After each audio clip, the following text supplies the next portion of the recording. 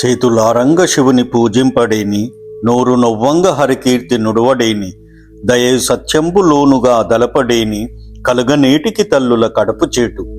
పలికెడిది భాగవతమట, పలికించు విభుండు రామభద్రుండట, నీ బలికిన బౌహరమగునట, పలికెద వేరుండుగాత పలుకగనేలా, నేను పలికేది భాగవతమట, నా చేత పలికించే విభుడు రామచంద్రుడట, అలా పలికితే మళ్ళీ పుట్టుక లేకుండా పోతుందంట. సరే, అలాగే పలుకుతాను. మరో కథ నేనెందుకు చెప్పాలి, భాగవతమే చెబుతాను. ఇంతకు ముందు భాగంలో నరసింహ అవతారము మొదటి భాగంలో ఆ హిరణ్యకశిపుడు ప్రహ్లాదునిపై కోపంగా పంది రూపంలో వచ్చి తన పినతండ్రిని చంపాడనే కోపంతో తన మనసు నుండి ఆ విష్ణువును పారదోలడం లేదు. శత్రువైన విష్ణువునకు భక్తుడై ఏ మాత్రం సిగ్గుపడడం లేదు.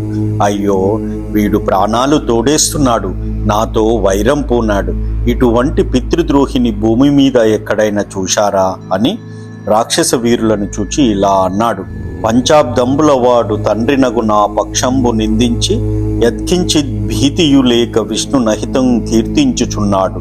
వల్దంచున్ చెప్పిన మానడంగమున పుత్రాకారతన్ వ్యాధి జన్మించెన్ వీని వధించి రెండు ధనుజుల్ మీ పటుత్వంబులన్. 5 ఏళ్లవాడు వీడు తండ్రినైన నా పక్షాన్ని నిందించి ఏ మాత్రం భయం లేక శత్రువైన విష్ణును పొగుడుతూ ఉన్నాడు. వద్దని ఎంత చెప్పినా మానడం లేదు. పుత్ర రూపంలో శరీరంలో వ్యాధి పుట్టింది. రాక్షస వీరులారా, మీ సామర్థ్యాలతో వానిని చంపిరండి. వైద్యుడు శరీర అవయవాలలో దుష్టంగాన్ని ఖండించి మిగిలిన అంగాలను రక్షిస్తాడు. అలాగే అజ్ఞాని, కులద్రోహి, దుష్ట సాంగత్యం చేసే అధముడు, హరిపక్షపాతి అయిన వీనిని చంపించి వీర చరితులలో మిక్కిలి ఖ్యాతి గడిస్తాను. నా వంశాన్ని దోషరహితం చేస్తాను. ఇంకా హంతవ్యుడు రక్షింపను మంతవ్యుడుగాడు యముని మందిరమునకు గంతవ్యుడు వదమునకు పరంతవ్యుండనక చంపిరండి పడుచున్. వీడు చంపదగినవాడు, రక్షించాలని అనదగినవాడు కాడు.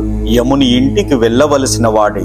వధించకూడదు అనకుండా ఈ బాలుని తీసుకుని వెళ్ళి చంపిరండి అని రాక్షసరాజు హిరణ్యకశిపుడు ఆజ్ఞాపించాడు. వెంటనే పెక్కుమంది రాక్షసులు శూలాలు చేత పట్టుకొని నోళ్లు తెరిచి బొబ్బలు పెడుతూ ముందుకు ఊరికి వచ్చారు. వారి జుట్టు పొగ ఆవరించిన దావాగ్నిలా ఉంది. వారు బాధించే మాటలతో బెదరగొడుతున్నారు. బాలుడు రాచబిడ్డడు, కృపాలుడు, సాధుడు, లోకమాన్య సంశీలుడు, వీడవ్యదుడని చిక్కక శృక్కక క్రూర చిత్తులై శూలములం దదంగముల సుస్థిరులై ప్రహరించిరు ఉగ్రవాచాలతనందరున్ దివిజ శత్రుడు వల్దనడయ్యే భూవరా. అయ్యో, ఈ బాలుడు రాజకుమారుడు, పరమ సాధువు, దయాలువు, లోకులందరూ మెచ్చే శీలం కలవాడు. వీడు చంపదగినవాడు కాడు అని ఆగక జంకులేక వారందరూ క్రూర మనస్కులై భయంకరంగా అరుస్తూ ప్రహ్లాదుని స్థిరంగా కొట్టసాగారు. ఓ పరీక్షిత్తు మహారాజా, ఆ దానవరాజు కూడా వద్దని వారించలేదు. పలువురు దానవుల్ పొడవ బాలుని దేహము లేశమాత్రమున్ నెలియదు లోపలన్ రుదిర ముబ్బదు కందదు శల్య సంగమున్ నలియదు దృష్టి వైభవం నష్టముగాదు ముఖేందు కాంతియుం బొలియదు నూతన శ్రమము పుట్టదు పట్టదు దీన భావమున్. ఎంతో మంది దానవులు ప్రహ్లాదుని శూలాలతో పొడుస్తూ ఉన్నారు. అయినా బాలుని శరీరం ఏ మాత్రం చర్మము రేగలేదు. లోపల నుండి రక్తం ఊబికి రాలేదు. శరీరం కందిపోలేదు. ఎముకలు నలిగిపోలేదు. చూపు మందగించలేదు. ముఖకాంతి తగ్గలేదు. శరీరంలో ఏ మాత్రం కొత్తగా అలసట రాలేదు. దీనభావం కలగలేదు. తన్ను నిశాచరుల్ పొడువ దైత్య కుమారుడు మాటి మాటికో పన్నగశాయి యో ధనుజభంజన యో జగదీశ యో మహాపన్న శరణ్య యో నిఖిల పావన ఎంచు నుతించుగాని తాగన్నుల నీరుదేడు భయకంప సమేతుడుగాడు భూవరా. ధర్మరాజా, తన్ను రాక్షసులు పొడుస్తూ ఉంటే ఆ దానవ కుమారుడు మాటి మాటికి శేషశాయి, దానవాంతక, జగదీశ, ఆ పన్నులను రక్షించువాడా, నిఖిల పావన అంటూ ప్రార్థిస్తున్నాడే కాని తాను కంటనీరు పెట్టుకోలేదు. భయంతో కంపించిపోలేదు. బారడు లేచి దిక్కులకు బాహువులొడ్డడు బంధురాజిలో ధూరడు ఘోర కృత్యమని దూరడు తండ్రిని మిత్రవర్గముంజీరడు మాతృ సంగము వసించు సువర్ణ గృహంబులోనికిందారడు కావరే ఎనడు తాపమునొందడు కంటగింపడు. లేచి అటూ ఇటూ పారిపోలేదు, చేతులు అడ్డం పెట్టుకోలేదు, బంధువులలో దూరలేదు. ఇది చాలా కిరాతక పని. తండ్రిని నిందించలేదు, తన స్నేహితులను ఎవరినీ పిలువలేదు, తల్లులు నివసించే బంగారు వాకిళ్లకు వెళ్ళి దాక్కోలేదు, కాపాడండి అని అడగలేదు, బాధపడలేదు, కోపగించుకోలేదు. ఆ ప్రహ్లాదుడు సర్వాత్మకుడై ఇలా ఉంటాడని చెప్పడానికి వీలులేని పరబ్రహ్మ స్వరూపం తానే అయి మహావిష్ణువునందు మనసు నిలిపి తన్మయత్వంలో పరమానందంగా ఉన్నాడు. అలా ఉన్న ప్రహ్లాదుని యందు హిరణ్యకశిపుడు సేవకులచే చేయించే మారణ కర్మలు పాపాత్ముని యందు ప్రయోగించే సత్కారాల వలె వ్యర్థమయ్యాయి. అది చూశాడు రాక్షసరాజు. శూలములను నిశాచరులు శృక్కక దేహము నిగ్రహింపగ బాలుడు నేలపై బడడు, పారడు చావడు, తండ్రినైన నా పాలికి వచ్చి చక్రధరు పక్షము మానితి నంచు బాధముల్ ఫాలము శోక మృక్కడనపాయత నొందుటకేమి హేతువో. ఆశ్చర్యపోయాడు. రాక్షసులు ఏమాత్రం జంకు లేక శూలాలతో శరీరాన్ని పొడుస్తూ ఉంటే బాలుడు నేల మీద పడి పొర్లడం లేదు, పారిపోవడం లేదు, చావడమూ లేదు. తండ్రినైన నా వద్దకు వచ్చి హరిపక్షం మానేశాను అంటూ పాదాల మీద తల ఉంచి నమస్కరించడం లేదు. ఇలా సురక్షితంగా ఉండడానికి కారణమేమిటో అని సందేహించాడు. ఇంకా అలా సందేహించి బాలునిపై కోపం పెరిగిపోయి దానవరాజు ఒకసారి దిగ్గజ సమూహాన్ని తెప్పించి బాలుని త్రొక్కించి చంపమన్నాడు. ఒక మాటు భీకరమైన విష సర్పాల చేత పిల్లవానిని కరిపించమన్నాడు. ఒకసారి నాలుకలు చాచుతూ ఉన్న మంటలలో విసిరివేసి చంపమన్నాడు. ఒక మాటు బాగా కొట్టి అలలతో కల్లోలంగా ఉన్న సముద్రంలో ముంచమన్నాడు. విషం పెట్టించాడు, కత్తులతో నరికించాడు, పెద్ద పెద్ద కొండల మీది నుంచి క్రిందికి తోసివేయమన్నాడు, బంధించమన్నాడు, హింసించమన్నాడు ఆ ప్రహ్లాదుని. ఒకవేళ నభిచార హోమంబు చేయించు, నొకవేళ నిండల నుండబంచు, నొకవేళ వానల నుపహతి నొందించు, నొకవేళ రంధ్రంబు లుక్కబట్టు, నొకవేళ ధనమాయ నుదివించి బెగడించు, నొకవేళ మంచున నుంటి నిలుపు, నొకవేళ పెనుగాలి కున్ముఖం గావించు, నొకవేళ బాంతించు నుర్వియందు, నీరు నన్నంబు నిడనీక నిగ్రహించు, కషల నడిపించు రువ్వించు గండశిలల, గదల వ్రేయించు వేయించు ఘనశరముల గొడుకు, నొకవేళ నమరారి క్రోధి అగుచు. రాక్షసరాజు కోపం పట్టలేక ఒకసారి మారణ హోమం చేయిస్తున్నాడు, ఒకసారి ఎండలో నిలబెడుతున్నాడు, ఒక్కొక్కసారి వానల తాకిడికి గురి చేస్తున్నాడు, ఒకసారి శరీర రంధ్రాలన్నీ మూసి ఉక్కిరి బిక్కిరి చేయిస్తున్నాడు, ఒక్కొక్కసారి తన మాయను ప్రదర్శించి భయపెడుతూ ఉన్నాడు, ఒకసారి మంచులో ఒంటరిగా నిలబెడుతున్నాడు, ఒక్కొక్కసారి పెనుగాలికి ఎదురుగా నిలబెడుతున్నాడు, ఒక్కొక్కసారి భూమిలో పాతి పెట్టిస్తున్నాడు. అన్నపానాలు ఇవ్వనీయడం లేదు. ఒకసారి కొరడాలతో కొట్టిస్తున్నాడు, ఒకసారి బండరాళ్ళు రువ్విస్తున్నాడు, గదలతో మోతిస్తున్నాడు, వాడి బాణాలు వేయిస్తున్నాడు. ఇంకా ఎన్నో మారణ ఉపాయాలను ప్రయోగించిన పాపరహితుడైన ఆ బాలుణ్ణి చంపలేకపోయాడు ఆ హిరణ్యకశిపుడు. ఏకాంతంలో అంతులేని చింతతో అలసిపోయాడు. దానవరాజు తన మనస్సులో ఇలా అనుకుంటూ ఉన్నాడు, పరీక్షిత్తు మహారాజా, ముంచితి వార్ధులన్ గదల మొత్తితి శైల తటంబులందు ద్రొబ్బించితి షష్టరాజి బుడిపించితి మీదని బేంద్ర పంక్తి రొప్పించితి ధిక్కరించితి శపించితి ఘోర దవాగ్నులందు ద్రోయించితి బెక్కుపాట్ల నలయించితి చావడిదేమి చిత్రమో. సముద్రంలో ముంచాను, గదలతో మొత్తాను, పర్వతాల నుండి క్రిందికి పడత్రోయించాను, ఆయుధాలతో పొడిపించాను, ఏనుగుల గుంపును మీదకి ఎక్కించి తొక్కించాను, బెదిరించాను, తిట్టాను, భయంకరమైన నిప్పులలో పడవేయించాను, ఎన్నో రకాలుగా హింసించాను, అయినా చావడు. ఇదేమి చిత్రమో. ఎరుగడు జీవన ఔషధములెవ్వరు, భర్తలు లేరు బాధలందర్లడు, నైజ తేజమున తథ్యము జాడ్యము లేదు మిక్కిలిన్, మెరయుచున్నను వాడొక నిమేషము ధైన్యము నొందడింక, నే తెరగున దృంతు వేసరితి దివ్యము వీని ప్రభావమెట్టిదో. ప్రాణాలు నిలుపుకునే ఔషధాలను ఎరుగడు వీడు, బాధలలో చేరదీసి భరించేవారు ఎవ్వరూ లేరు, తన తేజస్సును ఏ మాత్రం కోల్పోలేదు, నిజంగా వీడికి ఏ మాత్రం జాడ్యం లేదు. మహా తేజస్సుతో ప్రకాశిస్తున్నాడు వీడు. ఒక్క నిమిషం కూడా దైన్యాన్ని పొందడం లేదే.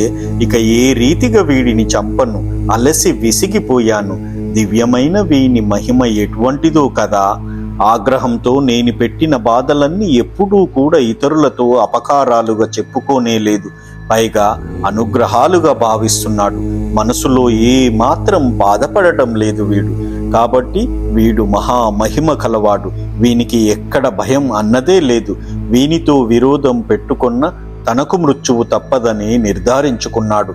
చిన్నబుచ్చుకొని బాధతో అసహనంగా నేలచూపులు చూస్తూ విషాదంగా ఆలోచనల్లో పడిన రాజును చూచి చండామార్కులు ఇద్దరూ ఇలా అంటూ ఉన్నారు. రాజా, దైత్యరాజా, నీ కీర్తి నిర్మలమైనది, నీ పరాక్రమం అద్భుతమైనది. రోషంతో కనుబొమలు ముడివేయడంతో దిక్పాలురను యుద్ధాలలో దిక్కుతోచని వారుగా చేసి విశ్వాన్ని ఏలుతున్నావు కదా. వీడు అనగా ఎంత? ఈ పై మాటలన్నీ గుణదోషాల కారణంగా వచ్చినవి. నీవెందుకు చింతిస్తావు? చిన్నతనంలో వక్రమార్గం పట్టినవాడు పెద్దలను గురువులను సేవించి ఆపై వయసు పెరగడంతో తెలివితేటలు కలిగి నీతి కోవిదుడై పేరు తెచ్చుకుంటాడు. వయసు పెరుగుతూ ఉంటే క్రమంగా వీనిలో ఇంద్రునిపై ద్వేషం పెంచుతాము. నీ మనసులోని ఈ రోషాన్ని ఇక చాలించు. శుక్రాచార్యులు వచ్చేసరికి అంతా చక్కబడి ఇతడు శుభ లక్షణాలు కలిగి ఉంటాడు అని గురుపుత్రులు చెప్పారు. గృహస్థులైన రాజులకు ఉపదేశింప తగిన ధర్మార్థ కామాలను ప్రహ్లాదునికి ఉపదేశించండని దానవరాజు వారికి అనుమతి ఇచ్చాడు. వారు కూడా అతనికి ధర్మార్థ కామాలను ఉపదేశించారు. అయితే అతడు రాగద్వేషాలు కలిగి విషయాసక్తులైన వారికే అవి కావాలి గాని తనకు కాదని, వ్యవహారం కోసమే నామరూప భేదం తప్ప ఆత్మభేదం లేదని, అనర్థ విషయాలలో ప్రయోజనాలను కల్పించుకోవడం భ్రాంతి మూలకమని భావించాడు. ఇట్టి నిశ్చయ జ్ఞానంతో గురువులు బోధించిన శాస్త్రాలు మంచివి కావనుకున్నాడు. గురువులు తమ గృహ కృత్యాలు నెరవేర్చడానికి వెళ్ళిన సమయంలో ఆడుకోవడానికి రమ్మని మిగిలిన రాక్షస బాలకులు తన్ను పిలువగా ఆ రాక్షస రాజకుమారుడు దృఢ సంకల్పంతో వారిని చేరి ప్రజ్ఞను చూపుతూ చెప్పుడొక చదువు మంచిది, చెప్పడి దగులములు చెవులు చిందరగొనగా, నెప్పుడు మన ఎడనొజ్జలు చెప్పదనొక చదువు వినుడు చిత్తములలరన్. మన గురువు మనకు ఒక మంచి చదువు కూడా చెప్పడం లేదు. గురువులు మనకు చెవులు దిబ్బడ వేసేలా ఎప్పుడూ మనకు సంసార లంపటాల గురించే చెబుతారు. నేను ఒక చదువు చెబుతాను, మీ మనసులు వికసించేలా వినండి అని తాను రాజకుమారుడైన వారి పట్ల దయచూపి చెలికాండ్రతో నవ్వులాట కన్నట్లు వారిలో కలిసి ఆడుతూ తన తోటి వయసు పిల్లలైన రాక్షస బాలురందరికీ ఏకాంతంలో ఇలా చెప్పాడు. బాలకులారా రండు, మన ప్రాయపు బాలురు గొందరు ఉర్విపై గోలుటగంటిరే గురుడు క్రూరుడనర్ధ చయంబునందు దుశ్శీలిత నర్ధ కల్పనము చేసెడి గ్రాహ్యముగాదు శాస్త్రమే మేలెరిగించెదన్ వినిన మీకు నిరంతర భద్రమయ్యడిన్. బాలకులారా, మన ఈడు పిల్లలు కొందరు ఈ నేలపై నశించిపోవడం చూస్తున్నారు కదా. మన గురుడు క్రూరుడు, ఎందుకంటే దుష్ట స్వభావంతో అనర్థ విషయాలలో ప్రయోజనాలను కల్పించి చెబుతున్నాడు. ఆ శాస్త్రం గ్రహించతగినది కాదు. నేను మీకు మేలు కలిగించే విషయం చెబుతాను, అది వింటే మీకు సదా మేలు కలుగుతుంది అని వినండి. ధర్మార్థాలను ఆచరించడానికి కారణభూతమైన మానవ జన్మ అన్ని జన్మలలోకి దుర్లభం. అందులోనూ పురుషత్వం పొందడం ఇంకా కష్టం. అది కూడా 100 సంవత్సరాల జీవితానికే పరిమితమైన నియమం కలది. అందులో సగం చీకటితో నిండిన రాత్రి రూపంలో నిద్రాది వ్యవహారాలతో నిరర్ధకమైపోతుంది. మిగిలిన 50 సంవత్సరాలలో బాల్య కౌమార వయస్సులలో 20 ఏళ్లు గడిచిపోతాయి. మిగిలిన 30 సంవత్సరాలు ఇంద్రియాలకై అధీనమై తప్పించుకోలేని కామ క్రోధ లోభ మోహ మద మత్సరములనే పాశాలకి బద్ధుడై విడిపించుకోవడానికి సమర్థుడు కాడు. ప్రాణాల కన్నా తీపిగా ఉండే తృష్ణకు లోనవుతాడు. దాసునిగానో దొంగగానో వ్యాపారిగానో పనిచేస్తూ ప్రాణాలకు తెగించి ఇతరుల ధనాన్ని ఆశిస్తూ ఉంటాడు. సంభోగ చాతుర్యం కలిగి అందచందాలకు నిలవై ధైర్యం అనే లతలకు కొడవల్ల వంటి వారైన భార్యలను, మిక్కిలి మనోహరమైన తీయని మాటలతో మురిపించే బిడ్డలను, శీలం వయస్సు చక్కని రూపం కలిగిన కూతుళ్లను, వినయం వివేకం విద్య కలిగిన కొడుకులను, కోరినవన్నీ ఇచ్చే అన్నదమ్ములను, మమకారం, ప్రేమ, దైన్యం కలిగించే తల్లిదండ్రులను, సౌజన్య సముద్రులైన బంధువులను, ధన కనక వస్తు వాహనాలతో నిండి అందంగా ఉండే మందిరాలను, అందుబాటులో ఉండే పశువులను, సేవకులను, వంశపారంపర్యంగా వచ్చే సంపదను విడిచిపెట్టలేక సంసారాన్ని వదిలించుకునే మార్గం తెలియక కొట్టుమిట్టాడుతూ ఉంటాడు. సాలెగూటులో చిక్కుకున్న పురుగుల గృహస్థుడు తన కర్మల చేతనే తాను బద్ధుడవుతూ ఉంటాడు. ఆహార మైథునాది సుఖాలలో నిండా మునిగిపోయి తన కుటుంబాన్ని పోషించుకోవడంలో పరవశుడై విరక్తి మార్గం తెలియలేడు. తనవారు ఇతరులు అనే భేదబుద్ధితో అజ్ఞానంలో పడుతూ లేస్తూ ఉంటాడు. కాబట్టి కౌమార వయసులోనే బుద్ధి కలిగి పరమమైన భక్తి మార్గాన్ని అనుష్ఠించాలి.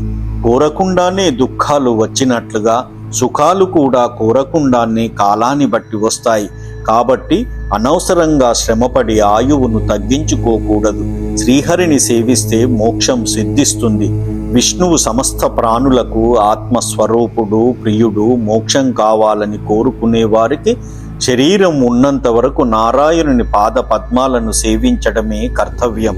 కంటిరే మనవారు ఘనులు గృహస్థులై విఫలులై కైకొన్న వెర్రితనము, భద్రార్థులై ఉండి పాయరు సంసార పద్ధతి నూరక పట్టువడిరి, కలయోనులందెల్ల గర్భాద్యవస్థల పురుషుండు దేహి అయి పుట్టుచుండు, తన్నెరుగడు కర్మ తంత్రుడై కడపట ముట్టడు భవశతములకు నైనా, దీన శుభము లేదు దివ్య కీర్తియు లేదు, జగతింబుట్టి పుట్టి చచ్చి చచ్చి పొరలనేల మనకుం బుట్టని చావని త్రోవ వెదికి కొనుట దొడ్డ బుద్ధి. మనవాళ్ళు గొప్పవారైన గృహస్థులుగా ఉండి వైఫల్యాన్ని పొందుతున్న వెర్రితనం చూస్తున్నారు కదా. మేలు కోరుకుంటూ కూడా సంసార మార్గాన్ని వదలక దానికి పట్టుపడిపోతున్నారు. ప్రపంచంలోని జీవరాశులన్నింటిలోనూ పురుషుడు గర్భాద్యవస్థలతో శరీరాన్ని ధరిస్తున్నాడు. తన్ను తాను తెలుసుకోలేకపోతున్నాడు. కర్మపరతంత్రుడై 100 పుట్టుకులైనా కూడా విముక్తి పొందలేకపోతున్నాడు. ఇలా ఉండటం వలన శుభము లేదు, కీర్తి లేదు. ఈ లోకములో పుట్టి పుట్టి చచ్చి చచ్చి పొర్లుతూ ఉండటం ఎందుకు? మనకు పుట్టుక చావు లేని మార్గం వెతుక్కోవడం తెలివైన పని అని మదిరాపానం చేత కైపెక్కి శరీర స్వాధీనంలో లేని స్త్రీల యొక్క చూపులు అనే సంకెళ్లలో చిక్కుకున్న మహా విద్వాంసుడు కూడా బయటపడే మార్గం తెలియక ఆడువారి చేతిలో ఆటలాడుకునే జింకపిల్లలా అయిపోతాడు. అటువంటి హీనస్థితిని విన్నారు కదా. విషయలంపటులైన రాక్షసులతోటి జీవితం వద్దు. సంసార విరక్తులైన వారితో కలిసి బాల్యంలోనే ముక్తి మార్గం పొందాలనే కోరికతో ఆదిదేవుడైన విష్ణువుని ఆశ్రయించండి. కాబట్టి విషయాలలో చిక్కుకున్న రాక్షసులకు హరిభజనం సాధ్యం కాదు. ఈ మార్గం అందంగా ఉన్నా చాలా కష్టసాధ్యమని అనుకుంటారేమో, చెప్తాను వినండి. అన్ని ప్రాణులలోనూ ఆత్మస్వరూపుడై అన్ని కాలాలలోనూ అన్ని దిక్కులలోనూ ఉన్నాడు భగవంతుడు. బ్రహ్మ పర్యంతం కల చరాచరములైన స్థూల సూక్ష్మములైన ప్రాణులన్నింటి యందు ఉన్నాడు. నింగి, నిప్పు, నేల, గాలి, నీరు అనే పంచమహాభూతాలలోనూ వాటితో ఏర్పడే కుండ, గుడ్డ వంటి వాటిలోనూ గుణాలతో కూడిన ప్రకృతిలోనూ గుణాలు లేని మహత్తత్వంలోనూ రజస్, సత్వ, తమో గుణాలలోనూ ఆ భగవంతుడున్నాడు. అతనిని అవ్యయుడు, ఈశ్వరుడు, పరమాత్మ, పరబ్రహ్మ అంటారు.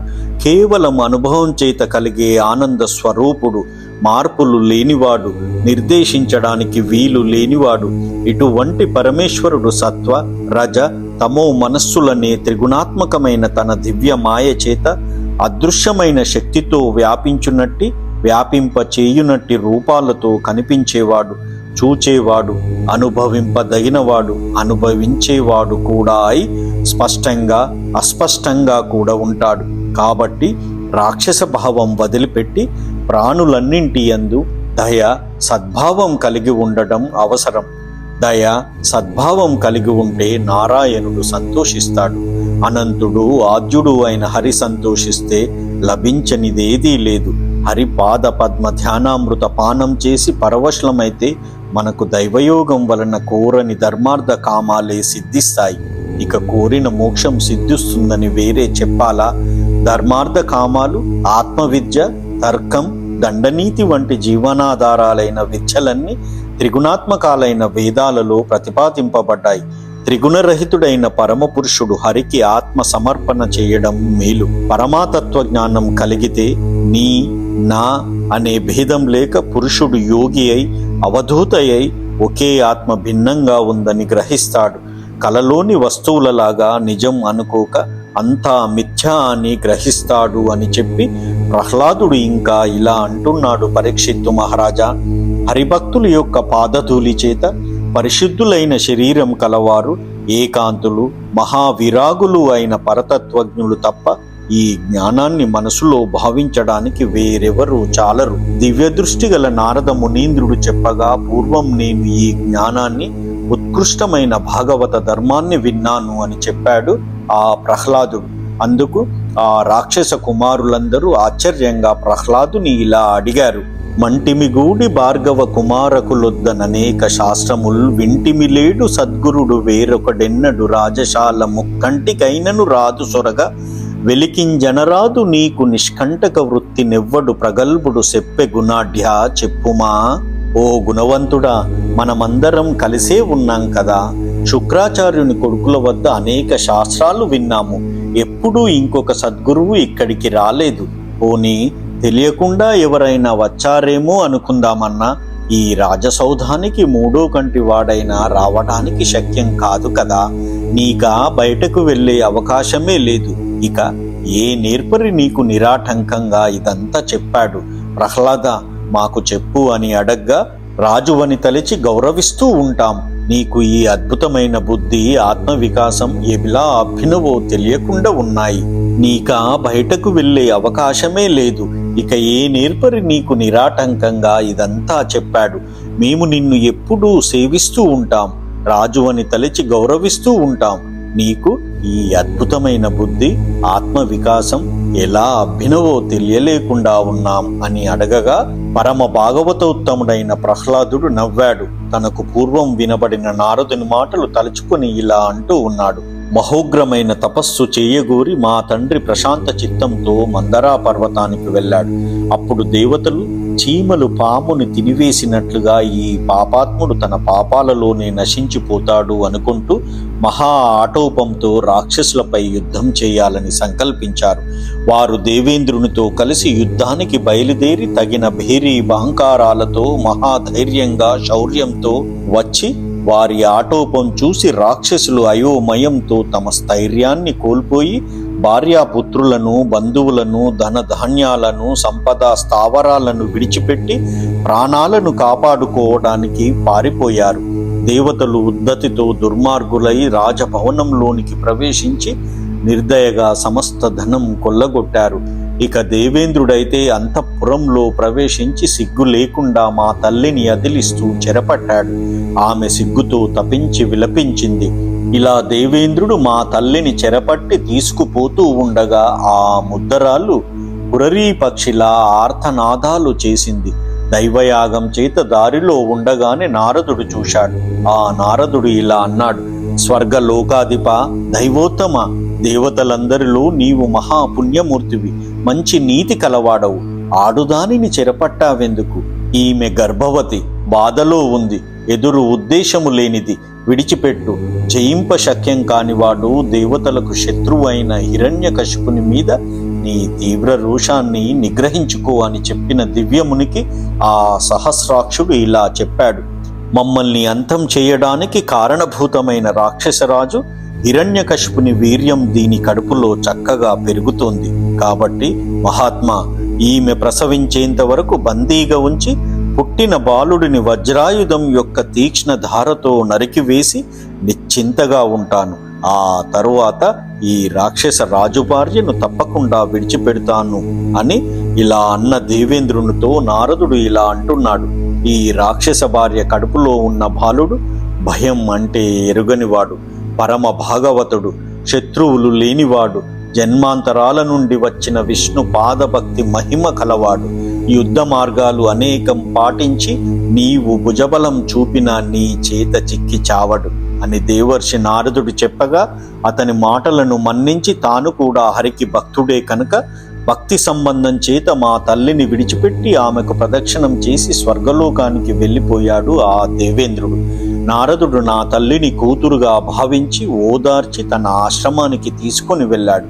అతడు ఆమెతో, నీవు పతివ్రతవు, నీ కడుపులో పరమ భాగవతుడైన ప్రాణి ఉన్నాడు. తపస్సు చేసి కృతార్థుడై మహిమతో భర్త తిరిగి వస్తాడు. అందాక నీవు ఇక్కడే ఉండు అనగానే ఆమె సమ్మతించింది. మా తల్లి స్త్రీజాతికే రత్నం, భర్తనే దైవంగా భావించేది. చక్కని ప్రయత్నశీలి, వైషమ్య భావం ఏమీ లేకుండా భర్త రాకనే మదిలో కోరుకుంటూ దోషరహితంగా జీవిస్తూ ఉంది.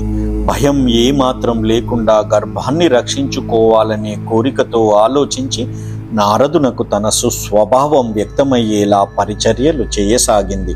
రాక్షసరాజు యొక్క భార్య ఈ రీతిగా తనకు పరిచర్య చేస్తూ ఉంటే ఆశ్రిత రక్షణలో అందవేసిన చెయ్యి అయిన నారదుడు తన శక్తిని అనుసరించి ఆమెకి అభయమిచ్చాడు. గర్భంలో ఉన్న నన్ను ఉద్దేశించి ధర్మతత్వాన్ని, నిర్మల జ్ఞానాన్ని ఉపదేశించాడు. మా అమ్మ చాలా కాలం క్రితం విని ఉన్నది కాబట్టి, ఆడది కాబట్టి అలవాటు తప్పి దాని మీద గురిలేక మరచిపోయింది. నారదునకు నా పట్ల దయ ఉండడం చేత ఆనాటి నుండి ప్రవాహ రూపంగా విలసిల్లుతూ దైవయాగం చేత ముని చెప్పిన సిద్ధాంతమంతా మనసులో ప్రకాశిస్తూ ఉంది. ఒక్కనాడు కూడా మర్చిపోలేదు నేను. నా మాటలు వినండి. నమ్మినట్లయితే ఆడవాళ్ళకైనా పిల్లలకైనా నారదుడు చెప్పిన సిద్ధాంతంలోని మేలు ఏమిటో తెలిసి వస్తుంది. అది దేహాదులైన అలంకారాలను నశింపజేసే నైపుణ్యం కలిగిన మతం అని నారదుడు చెప్పిన విషయాన్ని ప్రహ్లాదుడు బాలకులకు ఇలా చెప్పసాగాడు. చెట్టు ఉండగానే పండుకు పుట్టుట, ఉండుట, వృద్ధి పొందుట, తగ్గుట, పండుట, నశించుట అనే 6 దశలు ప్రాప్తించినట్లుగా ఈశ్వర స్వరూపమైన కాలం వలన దేహానికి ఈ 6 భావ వికారాలు కలుగుతూ ఉన్నాయి. కానీ ఇవి ఆత్మకు కలగవు. ఆత్మ నిత్యుడు, అక్షయుడు, శుద్ధుడు, క్షేత్రజ్ఞుడు, ఆకాశాదులకు ఆశ్రయుడు, అవికారుడు, స్వప్రకాశుడు, సృష్టికారణుడు, వ్యాపకుడు, నిస్సంగుడు, పరిపూర్ణుడు, అద్వితీయుడు అని 12 రకాల లక్షణాలు కలిగి ఉంటాడు. బంగారు గనుల ప్రాంతాలలో బంగారు రేణువులు రాళ్లతో కలిసిపోయి ఉంటాయి. స్వర్ణకారులు వాటిని పుటం పెట్టి అగ్నిలో కరిగించి ఊది మహా నైపుణ్యంతో బంగారాన్ని వెలికి తీస్తారు. అలాగే ఆత్మ యొక్క లక్షణాలను తెలిసినవాడు దేహాదులపై మోహం కలిగించే అహంకార మమకారాలను విడిచిపెట్టి తన పనులకు కార్యకారణాలను తెలుసుకుంటాడు. అటువంటి నేర్పరి ఉపాయంతో ఆత్మ సాక్షాత్కారం పొంది బ్రహ్మభావం పొందుతాడు. మూల ప్రకృతి, మహత్తు, అహంకారం, శబ్ద, స్పర్శ, రూప, రస, గంధాలని పంచతన్మాత్రలు ఈ 8 ప్రకృతులని, రజ, సత్వ, తమో మనస్సులని 3 ప్రకృతి గుణాలని, వాక్కు, పాని, పాదం, పాయువు, ఉపస్థ అనే 5 కర్మేంద్రియాలు, కన్ను, ముక్కు, చెవి, నాలుక, చర్మం అనే 5 జ్ఞానేంద్రియాలు, మనస్సు, భూమి, నీరు, అగ్ని, వాయువు, ఆకాశం అనే పంచమహాభూతాలు, ఈ 16 వికృతులని కపిలుడు మొదలైన పూర్వాచార్యులు ముందే చెప్పారు. మొత్తం ఈ 27లోనూ ఆత్మ సాక్షిభూతంగా ఉంటుంది. ఇలా అనేక పదార్థాల కలయికయే దేహం. అది కూడా చరమని, అచరమని 2 రకాలు. మూల ప్రకృతి మొదలైన సమూహం కంటే వేరుగా మనులలో దారంలాగా ఆత్మ ఈ అన్నింటి యందు ఉండి ప్రకాశిస్తూ ఉంటుంది. మిథ్యా జ్ఞానంతో ఆత్మకు జన్మ, స్థితి, లయాలు ఉన్నాయని అనుకోక దేహంలో ఆత్మను వెతకాలి. ఆత్మకు అవస్థలు ఉన్నట్లు అనిపిస్తాయి గాని ఉండవు. జాగ్రత్త, స్వప్న, సుషుప్తులు అనే అవస్థలను తెలుసుకుంటున్న వాడెవడో అతడే ఆత్మ. పూలకు సువాసన ఉంటుంది. ఆ సువాసనను బట్టి దానిని ఆశ్రయించుకుని ఉన్న వాయువును తెలుసుకున్నట్లుగా త్రిగుణాత్మకాలు, కర్మజన్యములు అయిన బుద్ధి భేదాల వలన ఆత్మను తెలుసుకోవచ్చు. సంసారం బుద్ధి వలన కలిగేది. త్రిగుణాలతో, కర్మలతో బంధింపబడి ఉంటుంది. అజ్ఞానానికి కారణం ఇది. కల వంటిదే గాని నిజం కాదు. అన్ని కోరికలు మనసులోనే పుడతాయి. కల, మెలకువ ఒకటే. గుణాలు లేని పరమాత్మ గుణాలను ఆశ్రయించినప్పుడు జనన మరణాలు పొందుతున్నట్లు అనిపిస్తుందే తప్ప విచారించి చూస్తే లేవు. బాలులారా, త్రిగుణాల వలన పుట్టే కర్మలకు కారణభూతమైన అజ్ఞాన సముదాయాన్ని గొప్పదైన జ్ఞానాగ్నిచే కాల్చి నశింపచేయాలి. ఆ విధంగా కర్మరహితులై హరిని పొందడం మేలు అని ఆ ప్రహ్లాదుడు రాక్షస బాలురందరికీ చెబుతూ ఉన్నాడు పరీక్షిత్తు మహారాజా. ఇంకా గురువులను సేవించడం, ఫలితమంతా భగవంతునికి సమర్పణ చేయడం, సాధుజనులతో సహవాసం, భగవంతుని ప్రతిమను పూజించడం, హరికథలను వినాలనే ఆసక్తి, వాసుదేవుని పట్ల ప్రీతి, నారాయణుని గుణనామ కర్మలను కీర్తించడం, విష్ణువు చరణ కమలాలను ధ్యానించడం, విరాట్ స్వరూపాన్ని దర్శించడం, పూజించడం, ఈ మొదలైనవన్నీ విజ్ఞానం, వైరాగ్యం కలిగించే సాధనాలు. ఇటువంటి భాగవత ధర్మాల పట్ల ఆసక్తి కలిగి అన్ని ప్రాణులయందు ఈశ్వరుడు, భగవంతుడు అయిన ఆత్మ ఉందని గౌరవిస్తూ కామ, క్రోధ, లోభ, మోహ, మద, మాత్సర్యాలనే 6 శత్రువులను గెలిచి ఇంద్రియ నిగ్రహంతో భక్తిభావంతో ఉంటే ఆ విష్ణుమూర్తిని పొందగలుగుతాం. భగవంతుడైన శ్రీహరి అవతారాలలోని పరాక్రమ కృత్యాలు, సద్గుణాలు విని భక్తుడు ఆనందంతో పులకించి ఆనంద బాష్పాలు రాలుతూ ఉండగా డగ్గుత్తికతో కమలాక్ష, వైకుంఠ, వరద, నారాయణ, వాసుదేవ అంటూ గొంతెత్తి పాడుతాడు, ఆడుతాడు, ఎలుగెత్తి ఏడుస్తాడు, నవ్వుతాడు, ధ్యానిస్తాడు, నమస్కరిస్తాడు, మరులుకుంటాడు, తనలో తానే మాట్లాడుకుంటాడు, దేవత పూనిన వానిలాగా తిరుగుతూ ఉంటాడు. భక్తి వివశుడై చివరకు బంధాలు తొలగి అజ్ఞానాన్ని కాల్చివేసి విష్ణువును పొందుతాడు అని ఆ ప్రహ్లాదుడు రాక్షస బాలురకు చెబుతూ ఉన్నాడు పరీక్షిత్తు మహారాజా. ఇంకా కాబట్టి రాగాదులతో కూడిన మనస్సు కల శరీరధారికి సంసార చక్రం నుండి బయటపడడం బ్రహ్మానంద సుఖ ప్రాప్తి వంటిది అని పండితులు ఎరుగుదురు. హరిని సేవించడం కష్టం కాదు. హరి సకల ప్రాణుల హృదయాలలో అంతర్యామి అయి ఆకాశంలో ఉంటాడు. విషయాలను అర్జించడం వలన వచ్చే ప్రయోజనమేమీ లేదు. క్షణభంగురాలైన జీవితాలు కల మనుష్యులకు మమకారపు తావులు, చెంచలాలు అయిన భార్యాపుత్రులు, మిత్రులు, పశువులు, సేవకులు, బంధువులు, రాజ్యం, బొక్కసం, మణి మందిరాలు, మంత్రులు, ఏనుగులు, భూములు మొదలైన వైభవాలన్నీ వ్యర్థాలే. యాగాలు మొదలైన పుణ్య కార్యాల వలన లభించే స్వర్గాది భోగాలు కూడా పుణ్యం అనుభవించిన తర్వాత క్షీణించిపోతాయే గాని శాశ్వతం కావు. మానవుడు తాను విద్వాంసుడనుకొని గర్వించి కర్మలు చేసి అమోఘాలైన వ్యతిరేక ఫలితాలను పొందుతాడు. కర్మలను నిష్కామంగా చేయాలి. పురుషుడు దేహం కోసం భోగాలను అపేక్షిస్తాడు. కానీ దేహం నిత్యం కాదు, కూడా రాదు. చచ్చిన శరీరాన్ని కుక్కలు తింటాయి. మానవుడు కర్మలు చేసి ఆ కర్మలకు బద్ధుడై తిరిగి కర్మలకు అనుకూలమైన దేహం ధరిస్తాడు. అజ్ఞానం వలన మానవుడు కర్మలను, దేహాలను విస్తరించుకుంటూ ఉంటాడు. అజ్ఞానం వలన కలిగేవి ధర్మ, అర్థ, కామములు. జ్ఞానం వలన మోక్షం కలుగుతుంది. మోక్షాన్ని ప్రసాదించే హరి అందరికీ ఆత్మేశ్వరుడు, ప్రియుడు. తాను సృష్టించిన పంచమహాభూతాలతో కలిసి జీవుడనే పేరుతో ఉంటాడు ఆ శ్రీహరి. హృదయంలో ఉండే భగవంతుని నిష్కామంగా భక్తితో సేవించాలి. దానవులు, దైత్యులు, సర్పాలు, మానవులు, గంధర్వులు, దేవతలు వీరిలో ఎవరైనా సరే లక్ష్మీనాథుని పాద పద్మాలను ధ్యానించి ధన్యుడు కావచ్చును. ఇంకా చిక్కడు వ్రతముల క్రతువుల, చిక్కడు దానముల, శౌచశీల తపములను, జిక్కడు యుక్తిని భక్తిని, జిక్కిన క్రియ నచ్చుతుండు సిద్ధము సుండి. అచ్యుతుడు భక్తికి వశుడైనట్లుగా వ్రతములతో క్రతువులతో చిక్కడు. దానములు, శౌచము, శీలము, తపస్సుల చేత వశుడు కాడు. యుక్తికి చిక్కడు. గొప్ప ప్రయత్నం చేసే బాలకులారా, హరిని మెప్పించడానికి భక్తి సమర్థమైనట్లుగా బ్రాహ్మణత్వం గాని, దైవత్వం గాని, శాంతత్వం గాని సమర్థములు కావు. ధనుజభుజగ యక్ష దైత్య మృగాభీర సుందరీ విహంగ శూద్ర శబరులైన పాపజీవులైన ముక్తికి బోధు రకిల జగము విష్ణుడనుచుదలచి. సర్వం విష్ణుమయం అని భావింపగలిగితే ధనుజులు, భుజగులు, యక్షులు, దైత్యులు, మృగాలు, గోపికలు, పక్షులు, శూద్రులు, కిరాతులు అయినప్పటికీ పాపాత్ములైనప్పటికీ ముక్తిని పొందుతారు. గురువులు తమకు లోబడి ఉండే మార్గాలే చెబుతారు గాని విష్ణుని దివ్యధామం చేరుకునే మార్గాలు చెప్పరు. బాలకులారా, చీకటిలో పరుగు తీయటం ఎందుకురా? పుస్తకాలన్నీ తెచ్చి ఆచార్యునకు ఇచ్చివేయండి. తిరిగి ఏకాంతానికి రండి. విశేషం చెబుతాను. ఇష్టం లేనివారు కర్మల పాలైపోండి. ఆడుదము మనము హరిరతిం వాడుదమే ప్రొద్దు విష్ణు భద్ర యశంబుల్ వీడుదము ధనుజ సంగతి గూడుదము ముకుంద భక్తి కోటిన్ సూటిన్. హరిపై ప్రీతితో మనం ఆడుదాము. ప్రతిరోజు విష్ణుని కీర్తిని గానం చేద్దాము. ధనుజుల సాంగత్యాన్ని వదిలివేద్దాం. సూటిగా ముకుందుని భక్త బృందంతో కలిసిపోదాం. విత్తము సంస్కృతి పటలము వ్రత్తము కామాది వైరి వర్గంబుల నేడిత్తము చిత్తము హరికెంజొత్తము నిర్వాణ పదము శుభమగు మనకున్. సంసార సమూహాన్ని విడిచిపెడదాం.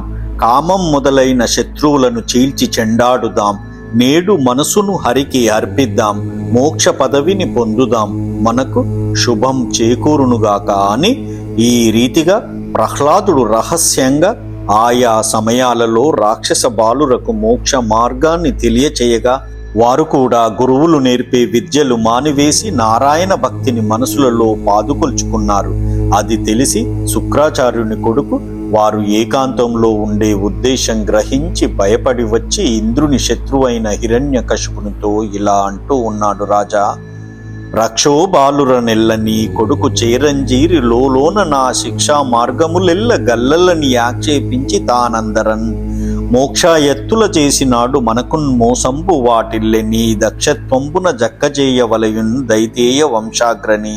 దైత్యకుల అలంకార, నీ కొడుకు రాక్షస బాలురనందరినీ చేరపిలిచి ఏకాంతంలో నేను చెప్పే విద్యలన్నీ మిథ్యలని ఆక్షేపిస్తూ తాను అందరినీ మోక్షమార్గం వైపు మళ్లించుతున్నాడు. మనకు మోసం వాటిల్లింది. ఇక నీవే నీ నేర్పుతో చక్కదిద్దాలి. దానవోత్తమ, ఇది విను. చక్కని విష్ణు కథలెప్పుడూ మాకు ఈ గురువు చెప్పడం లేదని నన్ను తిరస్కరించి కుమారులు నా వద్ద చదువుకోవడానికి ఇష్టపడటం లేదు. రాజా, మీ అబ్బాయి మధువైరి కథలు మానడం లేదు. అందరి నుండి తప్పుకొని జడునులా తిరుగుతున్నాడు. నేను చెప్పిన చదువులు ఉల్లాసంగా తిరిగి చెప్పడు. ఈ కుమారుని చదివించడం మాకు శక్యం కాదు. చక్కని రాక్షస వంశంలో వికృతాత్ముడు పుట్టాడు. విష్ణువు మీద అచ్చపు భక్తిని విడిచిపెట్టడు. రాక్షసేశ్వర, ఎక్కడి కొడుకయ్యా ఇలాంటి వెర్రివాడిని కన్నావు? గురువు విన్నవించాడు. కొడుకు చేసే విరోధ కార్యాలు చెవులలో కత్తులు పెట్టి పొడిచినట్లయింది. దిగ్గున లేచి కాలితో తొక్కబడిన త్రాచుపాములా, గాలికి రేగిన కార్చిచ్చులా, దెబ్బతిన్న సింహంలా, మహారోషావేశాలతో మండిపోతున్న మనసుతో కొడుకును చంపడానికి ఉద్యుక్తుడై కోపంతో శరీరం కంపించిపోతూ ఉండగా ఎర్రబడిన కన్నులతో కొడుకును రప్పించాడు ఆ హిరణ్యకశిపుడు. ఇక వాత్సల్య గౌరవాలు తప్పించి వేశాడు. నిర్దయగా పిడుగుపాటి వంటి మాటలతో కొడుకును జంకించాడు. ప్రహ్లాదుడు ప్రధానంగా శాంతగుణం కలవాడు. మిక్కిలి పరిశుద్ధమైన జ్ఞానంతో తేజరిల్లేవాడు. అజ్ఞానమనే అరణ్యాన్ని దహించే అగ్ని వంటివాడు. ఎప్పుడూ అంజలిబద్ధుడై ఉండేవాడు. ఎల్లప్పుడూ శ్రీమన్నారాయణుని పాద పద్మాలను ధ్యానిస్తూ ఆనందాన్ని ఆస్వాదిస్తూ ఉండేవాడు. అటువంటి కొడుకును ధిక్కరించి దేవతలకు శత్రువైన హిరణ్యకశిపుడు ఉగ్రంగా ఇలా అన్నాడు. నేను ఆజ్ఞాపిస్తే గాని ఆకాశంలో సూర్యుడు కూడా తీక్షంగా ప్రకాశించడానికి భయపడతాడు. నా ఆజ్ఞకు భయపడి వాయువు అన్ని కాలాలలోనూ అనుకూలంగా ఉంటాడే కాని విద్వేషంతో వీచడానికి భయపడతాడు. నా ప్రతాపాగ్ని చేత మందగించిపోయిన అగ్ని విచ్చలవిడిగా వెలగడానికే భయపడతాడు. అతి తీక్ష్ణమైన నా ఆజ్ఞను జవదాటి యముడు ప్రాణులను కూడా చంపడానికి భయపడతాడు. ఇక ఇంద్రుడు నా ఎదుట తల ఎత్తడానికే భయపడతాడ్రా. ఈ లోకపాలురే కాదు, దేవతలు, కిన్నరులు, గంధర్వులు, యక్షులు, పక్షులు, నాగులు, విద్యాధరులు అందరూ నాకు భయపడతారు. నీకు ఎందుకు భయం లేదురా? నీచుడా, నీకు దిక్కు ఎవర్రా? నేర్పరులైన లోకపాలకులే ఎంత మిక్కిలిగా ద్వేషం ఉన్నా నా ఆజ్ఞను జవదాటడానికి జంకుతారు. నేను కోపంతో కను కొలకుల నుండి చూస్తేనే వివేకం, జ్ఞానం కోల్పోయి ముల్లోకాలు కంపించిపోతాయి. ముల్లోకాలు గజగజ వణుకుతాయి. ఇలా ఉంటే దుర్మతి, నీవు నా ఆజ్ఞను అహంకరించి ఎలా దాటుతున్నావు? డింబక, గొంతు చించుకొని అంత గట్టిగా వైకుంఠుడు దుర్జయుడు అని నొక్కి చెబుతున్నావే, ఆ వైకుంఠుడు నిజంగా వీర వ్రతోత్సాహం కలవాడైతే నేను దేవతలను చంపుతూ ఉంటే ముడుచుకొని కూర్చోకుండా నాతో యుద్ధ రంగానికి రావాలి కదా. గురువుగారు చెప్పకుండానే నీవు బాలురకందరకు మోక్షాసక్తిని కలిగించావు. నీ మాటకారితనంతో శత్రువైన విష్ణువును వర్ణించి నా దైత్య వంశాచారాలను బూడిదపాలు చేశావు. మూఢుడవు, కులద్రోహివి, నీచుడవు. నిన్ను చంపడమే మేలు. నిన్ను చంపి కులాన్ని దోషరహితం చేస్తాను అని దిక్కులు గెలిచితి నన్నయు దిక్కుడెవ్వడు రోరి నీకు దేవాంధ్రాదులు. దిక్కులు రాజులు వేరొక దిక్కెరుగుక కొలుతురితడే దిక్కని నన్ను. అన్ని దిక్కులను జయించాను. దిక్పతులైన దేవేంద్రుడు మొదలైన వారే వేరొక దిక్కులేక ఇతడే దిక్కని నన్నే కొలుస్తున్నారే. ఓరి మరి నీకు దిక్కెవడ్రా? ఇంకా బలవంతుడనే జగముల బలములతో జనక వీర భావమున మహాబలుల జయించితి నెవ్వని బలమున నాడెదవు నాకు ప్రతివీరుడవై. ఈ లోకాలన్నిటిలో నేనే బలవంతుడను. సైన్యంతో వెళ్లకుండా వీరత్వంతోనే మహాబలులనందరినీ జయించాను. ఎవని బలం చూసుకుని నీవు నాకు విరోధివై మాట్లాడుతున్నావురా అని ఇలా అడిగిన తండ్రికి మెల్లగా వినయంగా ప్రహ్లాదుడు ఇలా సమాధానం చెబుతూ ఉన్నాడు. పరీక్షిత్తు మహారాజా, బలయుతులకు దుర్బలులకు బలమివ్వడు. నీకు నాకు బ్రహ్మాదులకున్ బలమివ్వడు. ప్రాణులకున్ బలమివ్వండట్టి విభుడు బలమ సురేంద్ర. అసురరాజా, బలవంతులకు దుర్బలులకు కూడా ఎవడు బలమో, నీకు నాకు బ్రహ్మాదులకు కూడా ఎవడు బలమో, ప్రాణులందరికీ ఎవడు బలమో ఆ విభుడే నాకు బలం. దిక్కులు కాలముతో నీ దిక్కున లేకుండు గలుగు దిక్కుల మొదలై దిక్కుగల లేని వారికి దిక్కయ్యడు వాడు నాకు దిక్కు మహాత్మా. దిక్కులు కాలముతో పాటుగా ఏ దిక్కున కూడా ఉండనివాడు, దిక్కులకు ఆధారభూతమైన వాడు, దిక్కు కలవారికి లేనివారికి కూడా దిక్కయ్యేవాడు అతడే నాకు దిక్కు మహాత్మా. ఆ పరమేశ్వరుడే కాలస్వరూపుడు, మహాపరాక్రమవంతుడు, సత్వ రజ తమో గుణాలకు ఆశ్రయుడు. ఆ విభుడే ప్రాణుల బలానికి, ఇంద్రియాలకు, సహజ శక్తులకు ఆత్మ.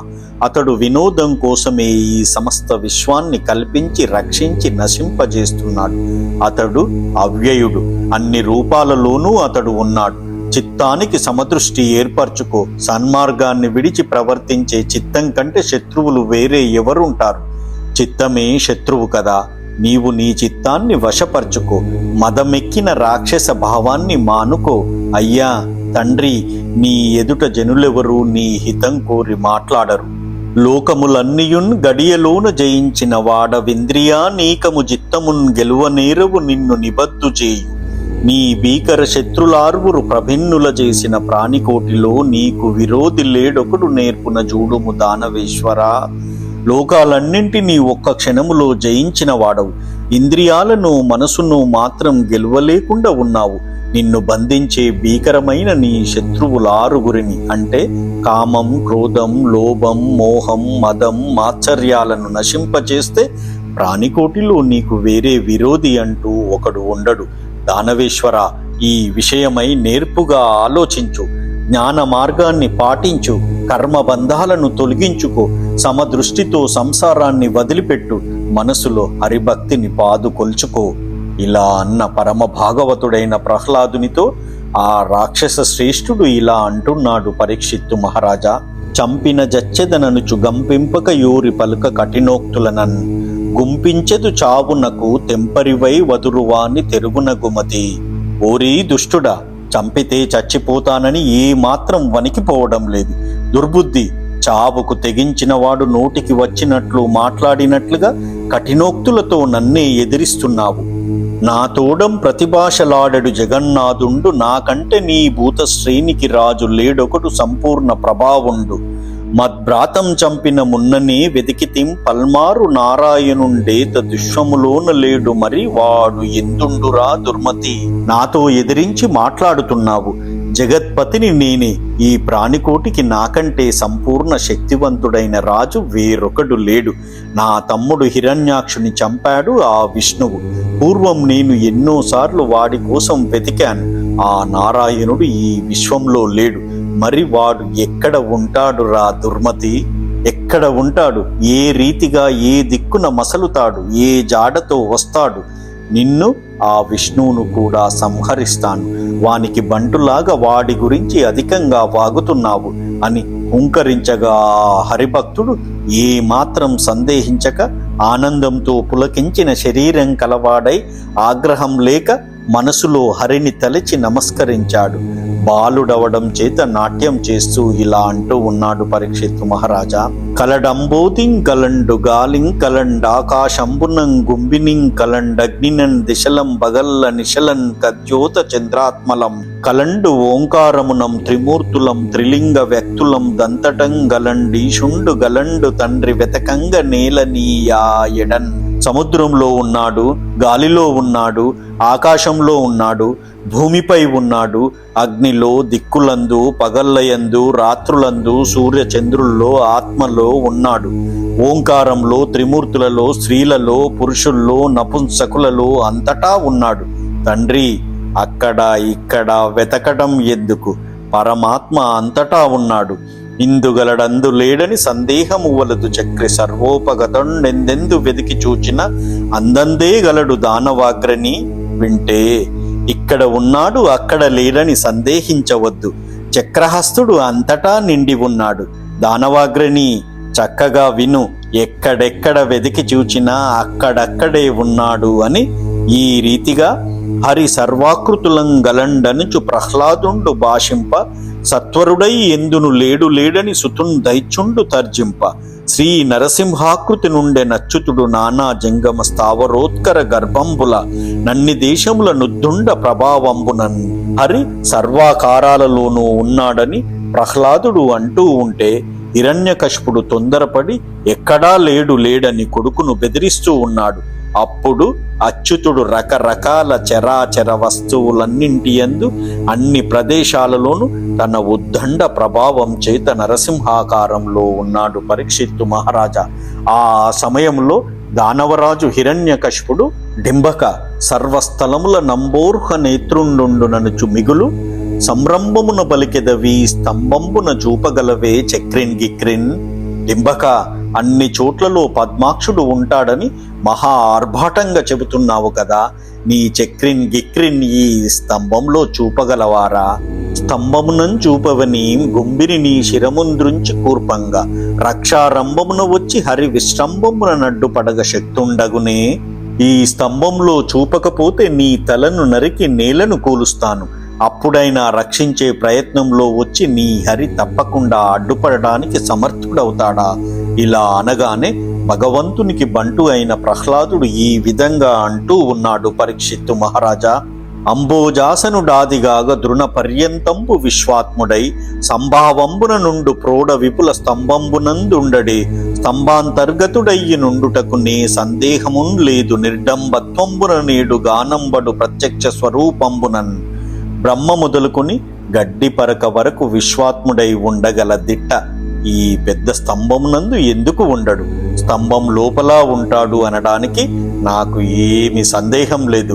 నిజంగా ఈనాడు ప్రత్యక్షాకృతిలో కనబడతాడు అనగానే విని ఉగ్రుడై దిగ్గున లేచి సింహాసనం మీది నుండి క్రిందికి ఉరికి ఒరలో ఉన్న కత్తిని లాగి చేతితో పట్టుకొని జలిపిస్తూ పరమ భాగవతోత్తముడైన ప్రహ్లాదుని ధిక్కరిస్తూ ఇలా అంటూ ఉన్నాడు ఆ హిరణ్యకశిపుడు.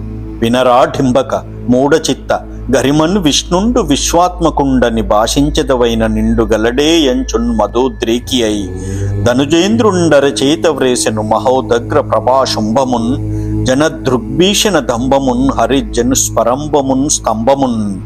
డింబక వినరా, మహామూఢ చిత్తంతో విష్ణుడు సర్వాత్మకుడని చెప్తున్నావు. అయితే ఇందులో ఉన్నాడా అంటూ మదించిన ఉద్రేకంతో హిరణ్యకశిపుడు మహోగ్ర కాంతులతో ప్రకాశించేది, చూచేవారి చూపులకు గొప్ప భయం కలిగించేది, హరి పుట్టుకకు తొందర పడుతున్నది అయిన స్తంభాన్ని అరచేతితో చరిచాడు. ఈ రీతిగా రాక్షసేశ్వరుడు శ్రీహరితో వైరం పూనాడు. వైరంతో రోషానలం పెరిగింది. రోషానలంతో అతనిలోని విజ్ఞానం, వినయం నశించాయి. వినయం, గాంభీర్యం, ధైర్యం అతని హృదయంలో ప్రకాశిస్తూ ఉన్నాయి. హృదయం తామస భావంతో చంచలించిపోతుంది. తామస గుణంతో స్థైర్యం చిందులు వేసింది. పట్టలేని ఆవేశంతో హూంకరిస్తూ బాలుడైన ప్రహ్లాదుని ధిక్కరిస్తూ హరిని ఇందులో చూపు అంటూ చేతికి ఉన్న మణిమయమైన బంగారపు కంకణాలు గలగలమంటూ ఉండగా దిగ్గజాల దంతాలను కూడా విరగ్గొట్టగల చేతితో సభా మంటపంలోని స్తంభాన్ని ఒక్క వేటు వేశాడు. ఆ వ్రేటు తగలగానే అన్ని దిక్కులకు నిప్పురవ్వలు ఎగిసిపడేలా ఆ స్తంభం బీటలు తీసి పెట్లున్న పగిలిపోయింది. ప్రళయకాలంలో పుట్టిన సప్త మహామారుతాలు సంఘటితమై భయంకరమైన శబ్దంతో ఒత్తిడి చేయగా మహావలాహ కాది ప్రళయకాల మేఘాల నుండి వెలువడిన దుస్సాహమైన పిడుగుల ధ్వనిలా చటచటమని ఫటఫటమని భయంకరమైన ధ్వనులు ఆ స్తంభంలో నుండి వెలువడ్డాయి. అవి ఎగసి ఆకాశ కుహరమంతట ఖాళీ లేకుండా నిండిపోయాయి. బ్రహ్మ, మహేంద్రుడు, వరుణుడు, వాయువు, అగ్ని మొదలైన వారితో సహా చరాచర జంతు జాలముల హృదయాలను బాధిస్తూ మొత్తం బ్రహ్మాండ భాండం పగిలి విచ్చిపోయింది. అందులో నుండి శ్రీ నరసింహదేవుడు ఆవిర్భవించాడు. అతని పాదాలు విచ్చిన పద్మాల జంటలా ఉన్నాయి. చక్రం, చాపం, నాగలి, వజ్రాయుధం, అంకుశం, మీనం వంటి శుభరేఖలు ఆ పాదాలలో ఉన్నాయి. ఆయన పాదాలు ఒక్కొక్క అడుగు వేస్తూ ఉంటే ఈ సమస్త విశ్వాంబర భారాన్ని మోసే దిగ్గజాలు, ఆదిశేషుడు, కులపర్వతాలు, ఆదికూర్మం అన్నీ ఆ బరువుకు వంగిపోతున్నాయి రాజా. అతని ఊరువులు పాల సముద్రం నుండి పుట్టిన ఐరావతం యొక్క బలిష్టమైన తొండం వలె ఉన్నాయి. పీతాంబరంపై నడుముకు ఉన్న మణిమయమైన ఉడ్డానంలోని చిరుమూవలు గనగనమని శబ్దం చేస్తూ ఉన్నాయి. ఆయన నాభి ఆకాశగంగులో సుడులు తిరుగుతున్న సరస్సులాగా గంభీరంగా ఉంది. పిడికిట పట్టగలిగినంత అతి సన్నని అందమైన నడుము ఆయనది. ఆయన వక్షస్థలం కులపర్వతాల చర్యలాగా కర్కశంగా విశాలంగా ఉంది. ఆయన యొక్క వాడి అయిన గోళ్లు దుష్టులైన రాక్షసుల ధైర్యలతలను కోసే కొడవల్ల వలె ఉన్నాయి. రాక్షసరాజు యొక్క వక్షస్థలం అనే విశాలమైన పొలాన్ని దున్నే నాగల్లలా ఉన్నాయి. ప్రతాపాగ్ని కీలల్లా ఉన్నాయి. శరణుజొచ్చిన వారికి కన్నులనే చకోరాలకు చంద్రరేఖల వలె ఉన్నాయి. వజ్రాయుధ సదృశములై భాషిస్తూ ఉన్నాయి. ఆయన బాహువులు మిక్కిలి ఎత్తైన పర్వత శిఖరాల వలె ఉన్నాయి. ఆయన బాహువులయందు శంఖం, చక్రం, గద, ఖడ్గం, కుంతం, తోమరం వంటి అనేక ఆయుధాలున్నాయి. అవి పరాక్రమం అనే సాగరానికి చెలియలి కట్టలా ఉన్నాయి. పుష్పమాలికల చేత అలంకరింపబడిన అతని భుజర్గలాలు ఎదురు లేనివి. అందమైన పాద నూపూరాలు, మణిమయాలైన మంజుల హారాలు, కేయూరాలు, కంకణాలు, కిరీటం, మకర కుండలాలు మొదలైన ఆభరణాలతో భూషితుడై ఉన్నాడు. స్వామి మెడ 3 రేఖలతో కిరీటం, మకర కుండలాలు మొదలైన ఆభరణాలతో భూషితుడై ఉన్నాడు. స్వామి మెడ 3 రేఖలతో పర్వత శిఖరంలాగా దృఢంగా ఉంది. ఆయన పెదవులు గాలికి కదిలాడే పారిజాతపు చిగురుల వలె కోపావేశంతో చలిస్తున్నాయి. శరత్కాల మేఘాల మధ్య దగదగ మెరిసే మెరుపు తీగల వలె కోరలు దేదీప్యమానంగా ఉన్నాయి. కల్పాంతంలో సమస్త లోకాలను మింగివేయడానికి విజృంభించే అగ్ని జ్వాలను పోలి మిక్కిలిగా ప్రకాశిస్తుంది ఆ నాలుక. మేరు మందర పర్వతాల మహాగుహల వలె నోరు. 3 రంధ్రాలు వెడల్పుగా ఉన్నాయి. 3 రంధ్రాల నుండి వెలువడే నిబిడమైన నిశ్వాసాలకు సప్త సాగరాలు కల్లోలితం అవుతున్నాయి. ఉదయగిరిపై ప్రకాశించే సూర్యమండలం వలె కన్నులు తేజోవంతములై ఉన్నాయి. కను తుదల నుండి చిమ్మబడిన నిప్పు రవ్వల చేత నక్షత్ర గ్రహ మండలాలు నిరోధింపబడుతున్నాయి. ఇంద్రధనుస్సు వంటి అందమైన కనుబొమలను ఉగ్రంగా ముడివేయడంతో ముఖం భయంకరంగా కనిపిస్తూ ఉంది. ఆయన చెక్కిళ్ళు పెద్ద బండరాళ్ల వలె అందంగా ఉన్నాయి. స్వామివారి జూలు సంధ్యా సమయంలో ఎర్రబడిన మేఘ పంక్తులతో కూడిన ఆకాశం ధారలుగా పేనినట్లు ఉంది. ఇంకా జూలు విదల్చడం చేత పుట్టిన గాలికి వైమానికులతో పాటు విమానాలు ఊగిపోతున్నాయి. ఆయన చెవులు నిశ్చలంగా శంఖవర్ణంలో నిక్కపడుచుకొని ఉన్నాయి. పాల సముద్రాన్ని చిలికేటప్పుడు కవ్వంగా ఉన్న మందర పర్వతం తిరిగే వేగానికి ఆకాశమంతా వ్యాపించిన తుంపుర్ల వలె ఆయన కేసరాలు భాసిస్తూ ఉన్నాయి. పున్నమి నాటి చంద్రుని కిరణ కాంతుల వలె తెల్లగా ఉన్నాయి ఆయన రోమాలు. తన గర్జా నినాదంతో కుముదం, సుప్రతీకం, వామనం, ఐరావణం, సార్వభౌమం మొదలైన దిగ్గజాల చెవులు చిల్లులు పడేలా చేశాడు. తెల్లని మేఘంలాగా ఉన్న ఆయన శరీరం పొడువుగా తేరి చూడరానిదిగా ఉంది. తన దేహ కాంతుల చేతనే విరోధులైన రాక్షసుల గర్వాంధకారాన్ని పోగొట్టినవాడు.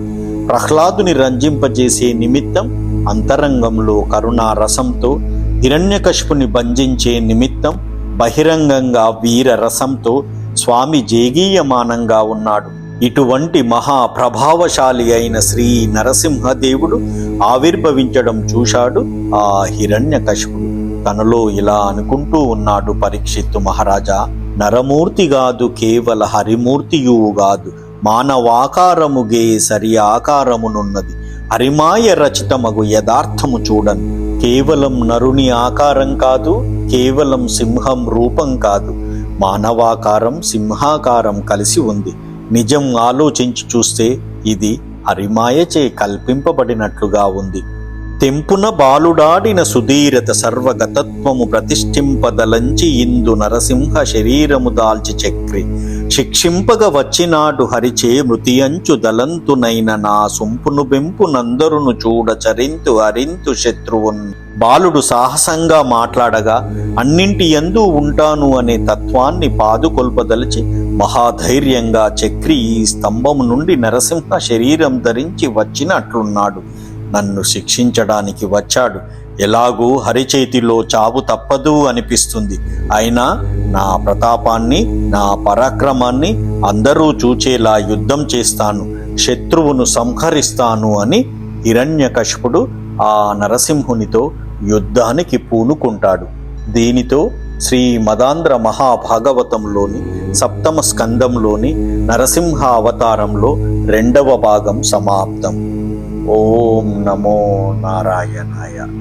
ఓం నమో నారాయణాయ. ఓం నమో నారాయణాయ. ఓం నమో భగవతే వాసుదేవాయ. ఓం నమో భగవతే వాసుదేవాయ. ఓం నమో భగవతే వాసుదేవాయ. జై శ్రీమన్నారాయణ.